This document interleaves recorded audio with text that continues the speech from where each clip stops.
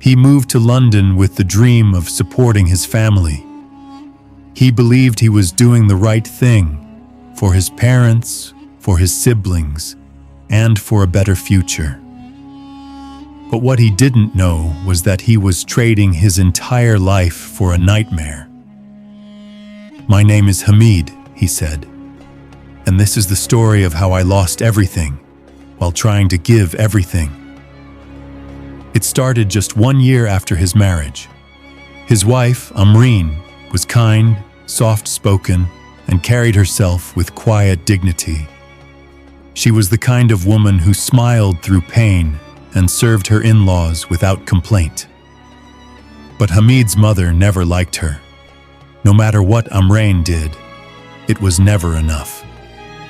Still, Hamid loved his parents and tried to keep the peace.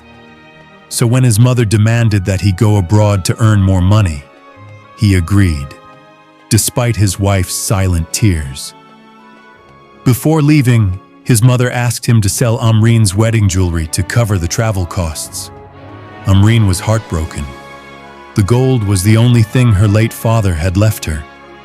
But she gave it up quietly, asking only one thing: "Please don't ever let my brothers find out." Soon after, Amreen became pregnant. She cooked, cleaned, and served the whole household, even while battling morning sickness and fatigue. The doctor warned that she needed rest, fruits, and milk, but Hamid was busy preparing to leave for London. His passport was ready. His dreams were calling. On the day of departure, Amreen wasn't allowed to come to the airport. His mother told her, "If he sees you and the baby, he won't be able to leave." So Hamid kissed his baby girl goodbye, wiped Amreen's tears, and walked out the door, unaware it would be the last time he'd ever see his wife alive. London was hard. Cold streets, cramped rooms, long hours of labor. But the pay was better, much better. He earned 30 times more than what he made back home. Every month, he sent almost everything to Pakistan, keeping barely enough to survive. He spoke to his family often, but every time he asked to speak to Amreen, his mother had an excuse. "She's sleeping," or "she's not feeling well." Slowly, the calls became routine. He saw his daughter growing up on screen, but something always felt off. His mother told him Amreen had become arrogant, that she was starting to think the household ran only because of him. "Remind her," his mother said, "that this is your duty, not a favor." So Hamid did. He argued with Amreen over the phone. He scolded her. He believed his mother's words, never knowing what was really happening behind the walls of his own home. Years passed. Fatima, his daughter, started asking, "Why don't you come back, Baba? Other kids have their fathers." Her voice cracked through the phone line, but Hamid would hang up and cry alone in his cold room. He worked harder, sent more money, paid for his brother's tuition, paid for his sister's weddings, paid for medical bills. But when he asked about savings, his mother replied, "There's nothing left. Life is expensive. We did our best." He watched both of his sisters get married through video calls. When he asked why Amreen and Fatima were dressed in plain, simple clothes, his mother said nothing. The next day, Amreen stopped calling entirely. Still, he stayed quiet. Until one day, his brothers demanded iPhones. That broke something inside him. He stopped calling, ignored their messages. Then, a cousin visited him in London. He said, "Your wife is in the hospital. Cancer, ... she's dying." Hamid's world collapsed. He begged his second wife, Shazia, to let him go. She refused. "I'll send money," she said, "but if you leave, you'll never come back." and so he stayed. Watched his wife fade away on video calls. Watched the light leave her eyes. Watched her wither into nothing. 6 months later, she was gone. He couldn't even attend the funeral. The day Amrain died, something inside Hamid shattered. He wandered the streets of London like a ghost, dragging behind the weight of guilt, shame, and helplessness. His marriage to Amreen had lasted barely a year and a half, but in that short time, she had loved him with everything she had. And what had he given her in return? Nothing. Not even a shoulder to cry on when she needed it most. His in-laws cut all ties. They blamed him, and they were right. 9 years had passed since Hamid left for London. 9 years of sacrifice. 9 years of silence. Now, the only reason he kept in touch with home was for his daughter, Fatima. She was his last connection to a life he had once imagined would be full of joy. But Fatima had changed. Her voice was quieter now. Her smile, rare. She often looked down when they spoke on video, as if someone was listening, watching. One night, a nightmare jolted Hamid awake. He saw Amrain in his dream, lost, crying, walking barefoot through a burning desert. Her voice echoed, "I'm in pain. Save her." The dreams came again and again. Amrain sitting beside a river, weeping. Amrain reaching out with hollow eyes. "She's not safe," she whispered. Hamid broke down one morning in front of Shazia. She watched him silently and said something that shocked him. "Maybe Amreen is trying to tell you something. Maybe your daughter is in danger. You should go to Pakistan. Immediately." This was the same woman who once refused to let him visit Amrain on her deathbed. But now she was a mother too. Perhaps motherhood had softened her, or perhaps she had finally understood what loss truly meant. Without informing anyone, Hamid packed his bags and boarded a flight to Pakistan. It had been a decade since he last set foot in his homeland. When he reached his old village, everything had changed. His family had sold the house without telling him and moved to Rawalpindi. He asked a neighbor for the new address and took a cab straight there. What he saw stunned him. It was a mansion, a massive, luxurious house, 2 shiny cars parked in front, marble steps, fancy gates.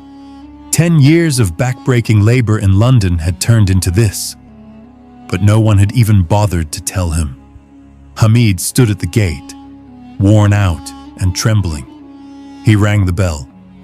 A few moments later, the door creaked open. A thin, pale girl stepped out. There was a long scar running down the side of her face. They stared at each other.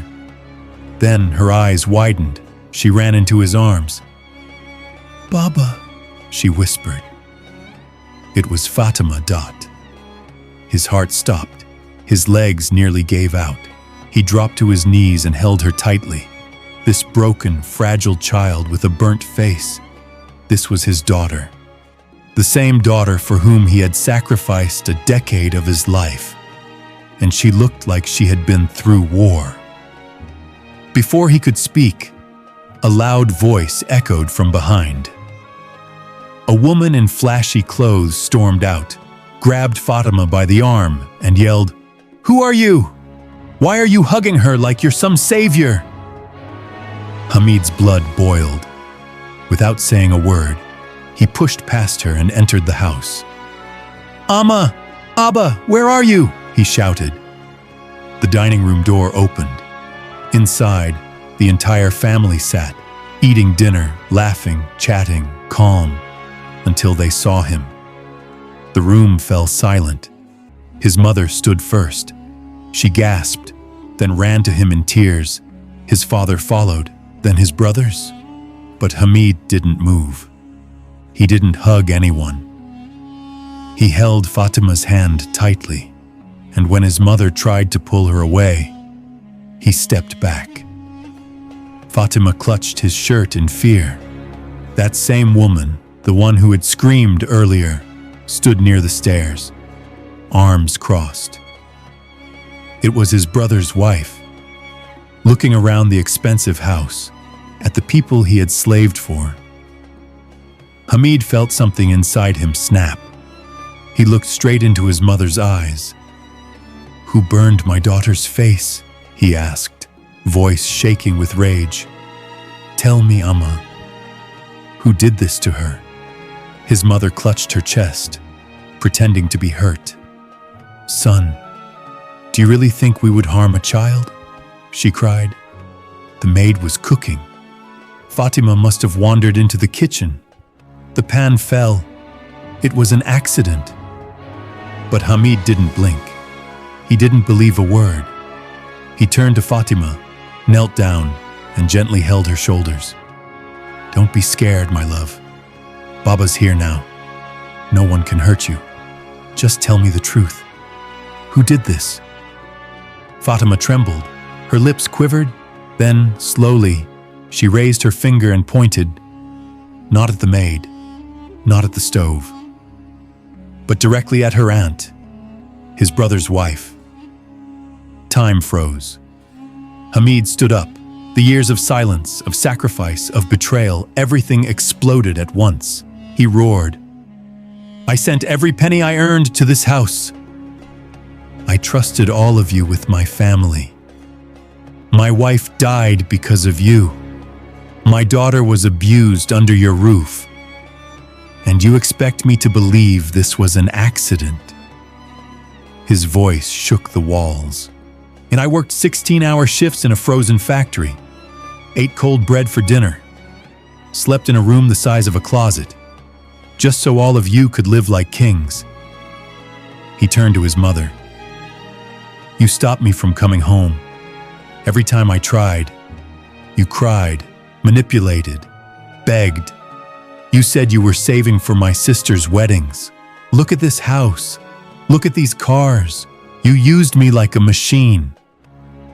Tears streamed down his face as he looked at Fatima. "She messaged me in secret, said they'll hurt me too like they hurt my mother." His voice cracked. "Thank God my second wife saw that message. If she had been even a little like you people, my daughter might have been dead today." Everyone stood frozen. No one said a word. Then, his younger brother, arrogant and cold, stepped forward. "You've said enough, brother," he smirked. "You want to create drama now that you're back after 10 years? You want to stay here respectfully? Fine. Otherwise, take your daughter and go." Hamid blinked in disbelief. Even his mother and father nodded along. "If you think we're monsters," his mother said coldly, "then don't leave your daughter here. You've remarried. Let your new wife raise her. We never agreed to raise your child." That was it. The world tilted under Hamid's feet. He didn't yell this time. He didn't beg. He just held Fatima's hand tightly and turned around, and walked out the same door he had walked into, with nothing but his daughter beside him. The people he had sacrificed for were never really his. He hailed a taxi and went straight to an old friend's house. Shazia, his second wife, later arranged for Fatima's passport and visa.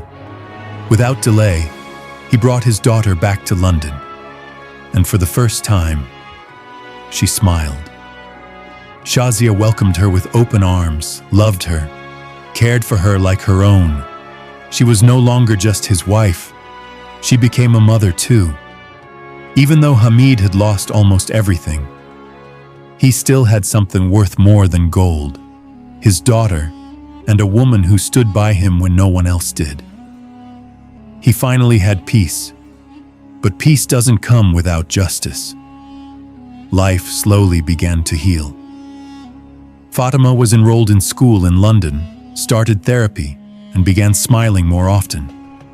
Hamid watched as the dark shadows in her eyes began to fade, bit by bit.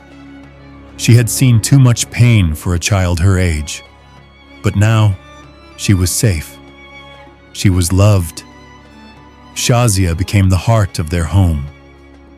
Despite knowing Fatima wasn't her own daughter, she never once made her feel like an outsider. She'd braid her hair in the mornings, help with her homework, sit beside her at bedtime. The house that once echoed with silence was now filled with the sound of laughter. And Hamid? He had finally started sleeping again, until one night. A phone call came from Pakistan. It was his cousin, his voice trembling. "Hamid, I don't know how to tell you this," he said. "Your mother? She passed away in a car accident last night." Hamid fell silent. He couldn't move, couldn't breathe. And his cousin added after a pause, "Your brother's wife? The same one Fatima pointed at.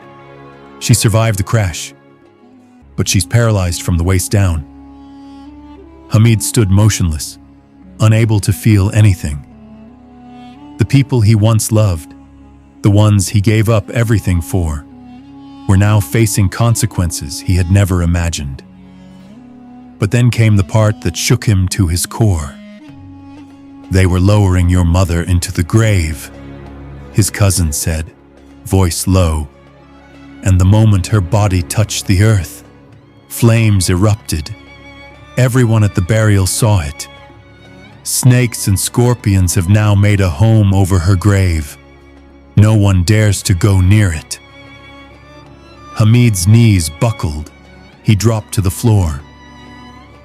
"They say your mother and brothers destroyed your wife for money," his cousin continued. "But look where that greed led them. Their business collapsed. They lost the house, the cars, the land. They're buried in debt now. They've been reduced to begging in markets. No one helps them. They wander from street to street, broken, abandoned, and disgraced." Hamid looked out the window at the cloudy London sky. He walked to Fatima's room. She was reading a storybook beside Shazia, wrapped in warmth, innocence slowly returning to her eyes. He sat beside her and pulled her close. All he could think about was Amreen, the girl who once whispered, "I trust you with my life." The woman who died in silence, still waiting for her husband to return. And the mother, whose own grave rejected her. "I gave them everything," Hamid whispered, tears rolling down his face. "And in return, they gave me nothing but pain." He looked at his daughter, his voice firmer now. "But I still have you. I still have Shazia, and I still have my faith." And then he looked straight into the camera. To every viewer watching, he spoke directly. "Don't ever leave your family behind for foreign dreams. Don't believe that sacrificing your wife and children will bring you peace. Because the ones you think you're helping may be the very ones who destroy you. Even if you have little, stay together, love one another, protect your wife, protect your children, because they are your real treasure. Never rely on anyone but Allah, and may He protect us all from the cruelty of those closest to us." He paused, tears in his eyes. If this story touched your heart, write Ameen in the comments. May Allah protect your home, your spouse, your children, and never let you experience what I did.